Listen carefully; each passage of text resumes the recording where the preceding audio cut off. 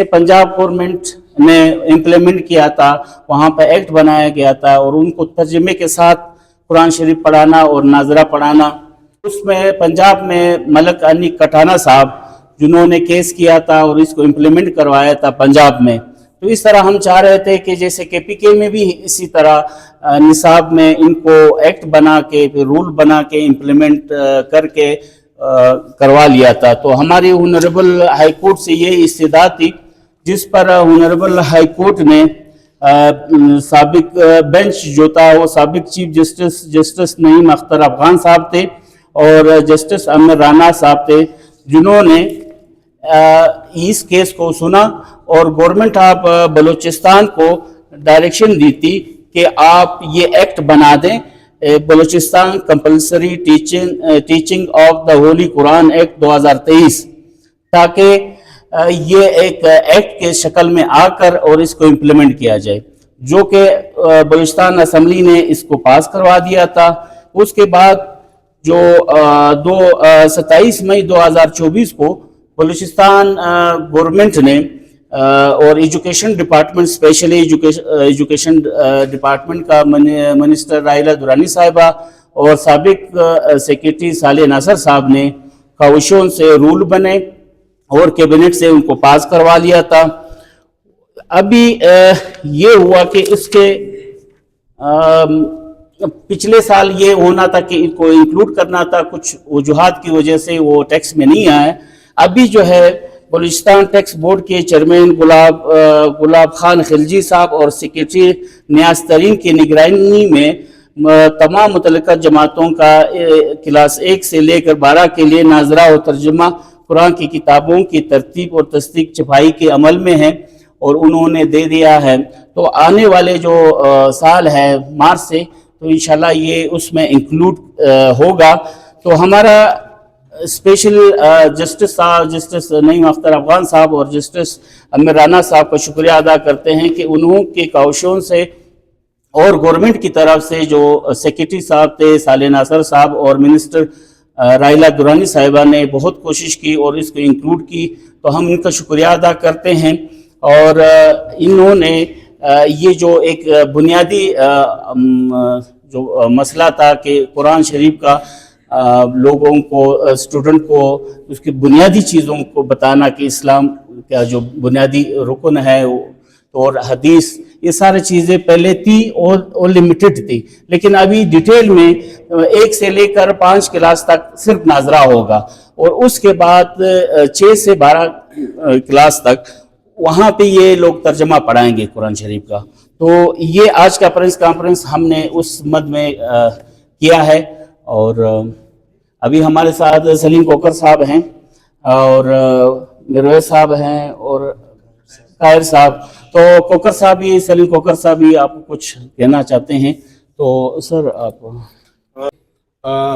میں دل کی گہرائیوں سے مبارکباد پیش کرتا ہوں عبدالرحیم کاکڑ صاحب کو، ایکس چیف جسٹس صاحب، گورنمنٹ آف بلوچستان کو اور تمام منسٹری آف ایجوکیشن کے جو عہدیداران ہیں جنہوں نے اس نوبل کاز میں اپنا حصہ ڈالا. قرآن پاک بیسیکلی میں تھوڑا سا آپ کو بتاؤں کہ اللہ رب العزت نے جب یہ دنیا بنائی تو آدم علیہ السلام سے لے کے اپنے آخری نبی حضرت محمد مصطفیٰ صلی اللہ علیہ وآلہ وسلم تک اپنے چنے ہوئے برگزیدہ بدے نبی پیغمبر اور رسول بھیجے، جو آ کر لوگوں کو بتاتے تھے اب انسانوں کو کہ اللہ ہے کہ وہی بادشاہ ہے، وہی مالک ہے، خالق ہے، سب کچھ ہے. جب ہمارے پیارے آخری نبی حضرت محمد صلی اللہ علیہ وآلہ وسلم 1450 سال پہلے تشریف لے آئے تو رب تعالیٰ نے اس دنیا کے نظام کا فائنل ورژن ہولی قرآن پاک کمپلیٹ کوڈ آف لائف دے دیا. پھر آخری خطبے میں نبی کریم صلی اللہ علیہ وسلم نے فرمایا اے لوگوں، کیا میں نے اللہ کا حکم قرآن پاک تمام انسانیت تک پہنچا دیا؟ تو لوگوں نے کہا پہنچ گیا. اب قیامت تک یہ مکمل ضابطہ حیات قرآن پاک ہے اور پیارے آخری نبی محمد صلی اللہ علیہ وسلم کی سنت، ان کی زندگی گزارنے کا طریقہ. ہمارے ساتھ ایک ایسا دھوکہ ہوا، ایسی غلطی ہوئی.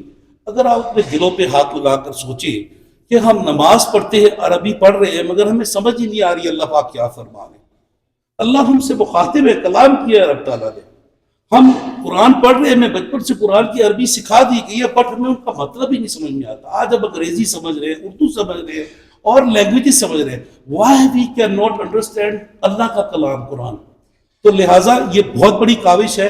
ہمارے بچے پہلی سے لے کے 12ویں تک کم سے کم پورے قرآن سے ایک دفعہ مستفید ہوں گے, پھر اگلی زندگی میں ان کی لائف بہتر ہوگی اور انشاءاللہ وہ اللہ کے حکم کے مطابق انشاءاللہ زندگی گزارنے کی کوشش کریں گے. دیکھیں معاشرہ کس طرف جا رہا ہے ہمارا. اور دوسرا میری ایک گزارش ہے, اس کے ساتھ ساتھ فیڈرل گورنمنٹ سے بھی, چاروں صوبوں کی گورنمنٹ سے بھی, تمام دنیا کے مسلمان ممالک سے اور غیر مسلم سے بھی, کہ ہم آنے والی نسلوں کو, انسانوں کو قرآن پاک کی لینگویج سکھائیں, وہ زبان سکھائیں جس زبان میں رحمت للعالمین آخری نبی محمد صلی اللہ علیہ وسلم گفتگو فرماتے تھے, جس زبان میں فائنل کوڈ آف لائف ہے. دکھ کی بات یہ ہے دنیا میں سب سے زیادہ پڑھی جانے والی کتاب ہولی قرآن ہے, معذرت کے ساتھ سب سے کم سمجھی جانے والی کتاب یہ. جس دن یہ روحوں پہ قرآن چلنے لگ گیا اور ہمارا ایکٹ آخری نبی محمد صلی اللہ علیہ وسلم کے طریقے سے ہو گیا, یہ دنیا انشاءاللہ جنت بن جائے گی. تمہاری یہ گزارش ہے, یہ بہت بڑا قدم ہے, آپ کو بہت بہت مبارک ہو کاکڑ صاحب. اللہ تعالیٰ اس خوشبو کو پوری دنیا میں پھیلائے. اس وقت میں علامہ اقبال رحمۃ اللہ علیہ کا وہ شعر آخر میں لازمی کہوں گا, آتی تھی میر رب صلی اللہ علیہ وسلم کو جو باد نصیب, وہ میرا وطن ہے, وہ میرا وطن ہے. یہی وہ پاکستان ہے, پاک لوگوں کے رہنے کی جگہ ہے. الحمدللہ کے پی کے, پنجاب اور فیڈرل اور بلوچستان میں یہ امپلیمنٹ ہو گیا پہلے سے 12.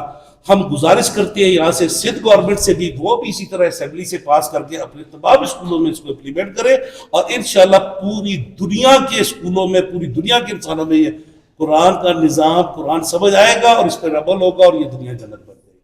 سلیم کوکر صاحب کا یہ بھی ایک گورنمنٹ آف بلوچستان سے ریکویسٹ تھی کہ ان کو سلیبس میں قرآن شریف کا ترجمہ تو رکھ دیا گیا ہے, لیکن جو ان الفاظ ہیں اس کا جو عربی میں ٹرانسلیشن کرتے ہیں تو وہ بھی اس میں اگر نیکسٹ اس میں امینڈمنٹ کر کے اس کو بھی انکلوڈ کیا جائے, تاکہ وہ لینگویج کوئی بھی پڑھ رہا ہو قرآن شریف تو اس کو سمجھ آ رہا ہو.